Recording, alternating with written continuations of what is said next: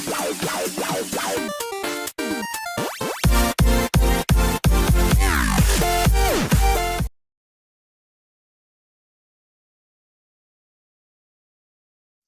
waktu itu pertama ketika datang waktu waktu sholat asar, kami di sini langsung masuk mushola dan memang melakukan azan gitu kan. Kebetulan memang ketika kami berada di rumah untuk aktivitas azan segala macam, insya Allah kami kalau masih ada kesempatan bisa selalu pakai untuk azan gitu kan. Jadi pas ketika waktu masuk waktu asar, kita ngikutin ampli, kita pakai untuk azan. Kemudian saya sholat berdua dengan anak saya, namanya Habib Zulfahmi.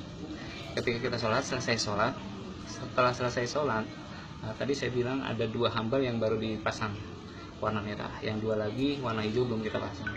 Selesai sholat, saya bagi tugas anak saya suruh ngambil catering ke arah ujung harapan dekat masjid Kiai Sena Ataqwa, dan saya ngelarin hambal yang belum digelar itu karena nanti malam kita mau ada acara haul. Nah, setelah itu saya keluar ngidupin sanyo, ngidupin jetpam yang ada di samping. Setelah saya ngidupin jetpam yang ada di samping, kemudian saya turun jalan kembali. Pas ketika jalan berpapasan dengan orang yang tak dikenal, tadi yang mungkin inisialnya Emma itu. Dia naik, saya turun ke arah counter. Ketika saya turun ke arah counter, saya ngelayanin, sempat ada yang membeli juga, ngelayanin counter karena jarak kita dengan counter cuma beberapa tinggal aja kan. Nah, kemudian saya itu lewat belakang tadi. Kalau isi masnya tadi saya ceritakan, kalau isi lewat belakang hidup masang itu tadi, masang selang untuk nyiramin pelataran musola yang cenderung yang banyak debu kalau siang itu, karena memang nanti malam kita mau ada acara haul, banyak undang orang juga, dan kita berupaya supaya nanti parkirnya juga terasa nyaman dan lain sebagainya. Nah, setelah lepas itu saya ada aktivitas di belakang sini nyiram, kemudian ada yang beli juga lagi busa, kemudian saya layani. Kemudian setelah saya layani, nah lepas itu tadi dia yang papasan kita di sini kan mereka sudah jalan ke sana. Emma itu sudah menjalan ke sana, nggak tahu dia wudhu atau apa di tempat wudhu. Ketika lepas itu dia langsung masuk musola. Jadi kalau mas yang tahu musola kita itu dalamnya seperti ini kacanya. Jadi kacanya gelap, posisi dari dalam kelihatan, dari luar nggak kelihatan. Jadi aktivitas di dalam kita tidak pernah tahu, posisinya juga ditutup dari dalam karena AC selalu standby hidup kita. Kemudian jadi awalnya ketika dia mau masuk musola, parkir di samping sini, di samping musola ini, dekat kantor saya, itu kepapasan. Pulangnya pun kami kepapasan juga. Pokoknya seperti itu. Antara dia masuk kemari, mau keluarnya kepapasan. 2 kali kepapasan tanpa tegur sapa sama sekali. Jadi nggak ada basa-basi mas atau gimana nggak ada. Jadi seolah kita benar-benar bukannya orang seperti ini lah, seperti benar-benar nggak ada tegur sapanya lah, yang jelas nggak ada tegur sapa. Dari situ aja sebenarnya saya sudah agak sedikit curiga. Tambah lagi pas ketika dia mau pulang naik ke motor, kepapasan saya udah nggak ada tegur sapa. Sekarang posisi pintu ini juga dalam kondisi tidak tertutup seperti awalnya. Kita kan pintu cuma ada disemprit, pasuknya udah tertutup. Di sini juga saya agak sedikit ngedumel juga lah bahasa. Saya ngedumel, makanya kok timbang pintu aja berapa susahnya. Kalau di sini juga pelataran mas tahu sendiri lah. Kadang kambing, ayam juga bisa masuk. Karena kita posisinya nggak ada pagar apa segala macam. Di situ kemudian saya melanjutkan aktivitas saya tadi. Kita kan rapi-rapi musola dan rangka untuk persiapan haul nanti malam. Saya bersih-bersih di sekitaran tempat wudhu. Mungkin masnya tahu tadi di situ juga ada tai ayam kan. Beberapa hari kemarin tai ayam udah banyak. Kemudian ada tai kambing juga. Kita bersih-bersih di sana, sikat-sikat segala, tarik pel segala macam. Nggak lama lagi kemudian selang beberapa menit, antara 15 sampai 20 menit kemudian, mamang saya itu, Mah Haji Zainul, datang kemarin bawa mic dalam rangka untuk mau ngetes, mau ganti mic yang ada di musola. Karena mic yang kita pakai di sini memang suaranya bagus, tapi agak sedikit putus-putus. Kabelnya harus ditekuk mic-nya. Kayak kalau untuk ajan sih mungkin bagus karena kita tekuk langsung bisa stabil. Tapi kalau untuk acara seperti acara sedekahan nanti malam itu memang perlu alat yang lebih bagus lah. Kebetulan mamang saya sendiri memang dia itu pencinta sound system lah, artinya tukang rakit hobi sama yang namanya elektronik seperti itu. Kemudian dia mau ganti mic. Ketika dia mau ganti mic, malah Zainul mau ganti mic, itu di dalamnya ampli udah nggak ada. Di dalam ampli udah nggak ada. Kemudian dia ke arah tempat dulu tegur saya. Dia tegur saya, nanyain ampli kepada saya. Nanyain ampli itu ampli di mana? Saya bilang ampli di dalam man. Di dalam mana? Bahasa dia seperti itu. Dan saya bilang di dalamnya itu tempat ampli lah, saya bilang gitu. Kemudian Dia nggak percaya juga, orang kata kagak ada. Tadi asal saya pakai ajan aja bilang gitu.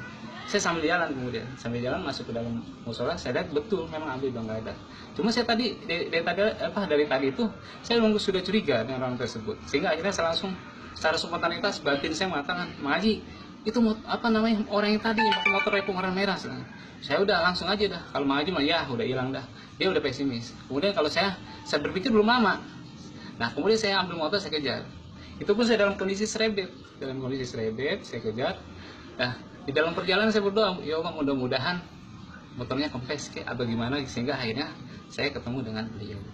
Sampai dengan Sasak CBL, sampai di Sasak CBL nggak ketemu. Saya pikir ya udah nggak ketemu ini mah. Nah, arah balik pulang, di dalam perjalanan pulang itu, kemudian saya ada inspirasi, terpikir kemarin ada maling kambing di daerah kami juga, di kampung kami itu identitasnya pelakunya dari daerah Kerawang. Nah, saya berpikir jangan-jangan orang ini lewat ke Kerawang.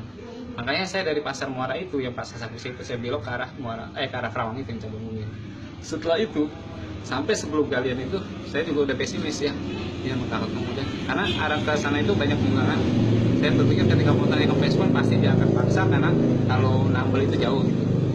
Setelah itu saya jalan pulang, mengarah pulang itu, saya berpikir mau ngundang jamaah yang ada di Kampung Modok Soga, sehingga akhirnya saya lewat Sukatenang. Saya juga berpikir siapa tahu juga kali kan begitu, karena jalanan sini kan terpecah-pecah mas. Tadi ketika saya ngejar pun memang bukan saya ngejar, ketika Ampi hilang di dalam perjalanan saya ketemu Nur Hadi, ketemu Iim segala macam. Saya bilang, Nur, Ampi musuh ada yang ngambil. Lah, siapa yang ngambil bang? Dan nggak tahu juga, bukan nggak tahu juga, artinya identitasnya orang itu pakai motor repo warna merah. Nah pas gitu setelah itu mereka kan banyak kejar juga, ada yang ke Modok Soga, ke Muara Tengah juga, ke Tanjung juga, saya ke CBL, pecah-pecah dah. Nah menyambung tadi arah pesimis saya ketika saya mau jalan pulang. Pas ketika saya jalan pulang, saya berencana mau mengundang jamaah yang ada di Modok Soga, dengan kita mengundang karena nanti malam kita mau acara haul itu. Saya pas bilokan mau arah ke Sukatenang itu ketemu sama si pelaku tadi lah, si Eva tadi. Kenapa saya langsung to the point kenal betul? Karena 2 kali papasan, motornya pun belum lama mas, belum 1 jam lah, saya lihat motor itu, saya mau mandi masalahnya. Aktivitas saya dari semenjak habis sholat asar sampai dengan kemudian Ampi hilang, saya nggak kemana-mana, saya hanya di musola dan warung kita. Ini jalannya tidak begitu jauh, sehingga akhirnya siapapun yang masuk ke dalam musola kami pasti akan tahu. Itu tadi hanya orang itu yang masuk ke dalam musola. Dan kemudian langsung ketika kami papasan langsung saya tutup, mas bentar mas. Kalimat saya sebenarnya nggak ada kalimat macam-macam. Mas betul, maksud saya juga pengennya saya temuin dulu. Artinya saya pengen hampiri dia langsung kaget secara spontanitas ngegas motor. Nah dia biluk naik ke arah biluk ke arah Kerawang itu. Nah pas biluk kan dia langsung jatuh. Di sana banyak saksi lah. Di daerah tempat kejadian itu banyak saksi bahwasanya dia jatuh karena panik. Kemudian dia langsung lari. Saya tidak kejar dia. Saya tidak teriakin dia maling, tidak. Kita tidak kejar dia dan tidak teriak dia maling, dan saya langsung mengambil motornya.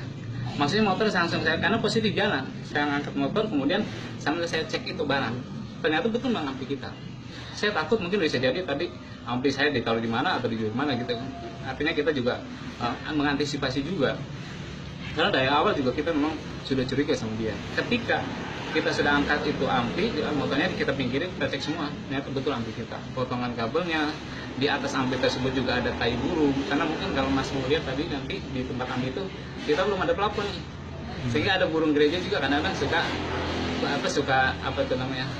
nyarang di situ, buang tai kotoran di situ, itu ada. Kemudian mereknya juga tua, tipenya sama, pokoknya Ampi itu sangat familiar sekali buat saya, sehingga saya kenal Ampi saya. Udah saya posisi di sini, di posisi motor dan di posisi Ampi. Si pelaku itu kabur yang ngejar masa banyak sekali. Karena pas kebetulan di Sasak Muara Sukatenang itu, pas Sasak bus itu, ini sepanjang di tengah-tengah ini anak muda terus. Kiri kanan itu banyak anak muda, sangat banyak. Waktu saya lewat juga sangat banyak. Dan di depan Haji Ayong juga di sini sangat banyak anak muda. Itu mereka ngecek dalam rangka untuk minta penggalangan dana 17-an. Nah, setelah si MA tersebut lari, saya kan tadi posisinya sedang ngecek barang dia, termasuk Ampi segala macam. Nah setelah itu ada bapak-bapak yang identitasnya saya tidak ketahui, saya nggak kenal, saya masih ingat betul. Dia hampiri saya, Pak, kalau bisa itu di ini katanya dikasih tahu, itu kan dia bukan maling motor, seperti itu bahasanya. Karena memang dari awal saya bilang dia cuma ambil ampli saya. Kemudian saya juga merasa ini juga kan, saya langsung lari menuju kerumunan massa. Lumayan jauh juga mas. Saya lari menuju kerumunan massa, saya belah kerumunan massa. Mudah-mudahan di situ kalau misalnya ada videonya, mudah-mudahan ada yang punya video dan YouTube-nya, silahkan disaksikan. Dalam konteks saya masuk ke kerumunan massa, langsung saya nemuin si korban, si pelaku CMA itu. Saya masuk, saya temuin dia langsung di kaki saya. Dia langsung nyampe kaki saya, dia langsung mohon maaf. Pak Ustadz, mohon maaf, sampai nyembah-nyembah. Pak Ustadz, mohon maaf, Pak Ustadz, tolong, saya sambil nangis-nangis. Saya dalam waktu itu langsung spontanitas, Pak, ini bukan maling motor, saya bilang gitu. Dia cuma ambil ampli, tolong jangan main hakim sendiri. Saya termasuk di situ ada Pak Haji juga, saya tidak kenal namanya, orangnya gede tinggi, gemuk, pakai sama Pak Haji. Pak Haji juga marah-marah juga, karena masa sudah sebegitu banyaknya. Saya bilang, Pak Haji juga bilang, jangan pada main hakim sendiri loh, seperti itu. Nanti lo pada kena segala macam. Tapi dalam konteks itu, saya juga sudah sudah berupaya untuk melerai, jangan sampai kemudian si ini tuh dihakimi seperti itu. Biar nanti kalaupun misalkan memang dia bersalah, biar hukum yang akan menjawabnya seperti itu. Nanti ditaruh ke rumah siapa juga atau diamankan segala macam, atau ditaruh ke balai desa. Yang penting orangnya aman, jangan sampai dihakimi oleh massa. Nah, di dalam kemudian saya tinggal. Saya sudah merasa mudah-mudahan Pak Haji ini bisa bisa mengamankan dan bisa mengkondisikan agar kemudian mereka tidak dihakimi terus. Nah, saya jalan menuju motor saya. Saya juga tadi ya Allah, nanti motor saya hilang karena kunci motor saya juga masih ketinggalan. Nah, ketika dalam perjalanan itu, kemudian saya juga kebetulan saya bawa HP dan saya telepon di Maspol. Kebetulan saya ada kontak personnya, jam saya telepon juga ada, saya kontak dia. Ketika saya kontak dia, bahasa dia udah, saya lama juga ngasih informasi ke beliau, sehingga beliau juga sudah sempat kontak ke ke Polsek juga, Polsek Babelan. Ada informasi juga dari beliau bahwasanya Polsek Babelan sedang muncul. Saya sudah merasa mudah-mudahan tidak terjadi apa-apa. Saya tetap pada posisi saya di Sukatena, bukan di Muara, tetap kejadian itu. Saya di situ, kalau misalkan mau butuh saksi, di situ ada Bang Edi, adanya almarhum Bulanan. Di situ saya ngobrol sama dia, sampai bahasa dia juga, Pak, kalau bisa mah ampli dibawa pulang aja udah, apalagi nanti malam mau ada acara kan seperti itu. Tapi saya tetap masih bingung juga, karena kan ini ampli memang ampli kita, tapi malingnya kan udah ketangkep. Yang namanya hukum itu kan perlu alat bukti. Makanya saya konfirmasi lagi ke orang saya kenal, Bimasur kita, saya konfirmasi, kemudian bahasa beliau, gak usah dibawa ketua, karena itu nanti buat barang bukti gitu kan.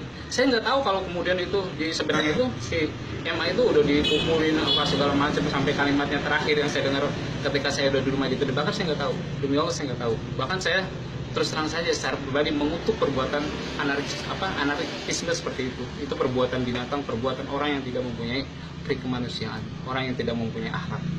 Kalau kemudian melanjutkan cerita tadi, saya setelah konfirmasi sama Master bahwasanya ampli tidak boleh dibawa pulang, saya langsung pulang bersama mama saya, Mak Haji, bersama teman-teman yang lain, yang dari sini lah. Kalau anak-anak dari sini saya yakin tidak ada yang melakukan perbuatan anarkis. Karena kemarin kita ada maling kambing aja, yang 3 ekor maling kambing nggak diapa-apain. Nah, kemudian saya tetap mengondisikan untuk acara nanti malam di sini. Saya langsung udah nggak kepikiran ke sana. Nah, cuma ada yang menginformasikan bahwasanya wanita tersebut sudah dibakar. Sampai saya, ya Allah ya Rasulullah, saya sampai kaget kalau sampai endingnya seperti ini. Makanya dari kemarin juga saya, ya Allah, sampai berdoa mudah-mudahan si almarhum ini dalam kondisi kilaf. Kalau bahasa benar mencuri, ya benar mereka mengambil ampli saya. Tapi saya secara pribadi, Mang Haji juga secara pribadi juga, secara pengurus saya juga sudah merelakan dan mengikhlaskan. Mudah-mudahan beliau diampuni dosanya dan Allah terima amal ibadahnya, dan beliau juga di sana mendapatkan tempat yang layak di sisi Allah Subhanahu wa Ta'ala. Buat keluarga juga saya selalu mendoakan juga, bahkan dari habis duha semalam tahajud juga saya mendoakan biar keluarganya juga Allah berikan ketabahan dan kesabaran.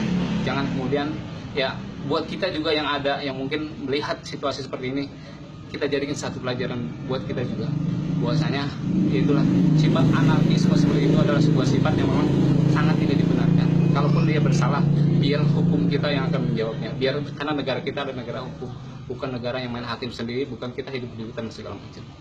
Mungkin seperti itu mas. Ini mohon maaf kalau sedikit saya ini terkait masalah berbicara servis. Saya bilang Mang Haji Zainul saya itu orang yang kalau berbicara hobinya itu merakit sound system. Bahkan yang namanya mixer dia rakit sendiri. Kalau hanya servis ampli, mohon maaf, saya tidak harus cari orang jauh-jauh. Kadang kalau ampli mati aja, dia waktunya dulu dia servis sendiri, dia nggak perlu bantuan orang lain. Artinya dia punya tester, punya segala, artinya untuk peralatan servis itu mah dia udah akhirnya dah kalau menurut saya gitu kan.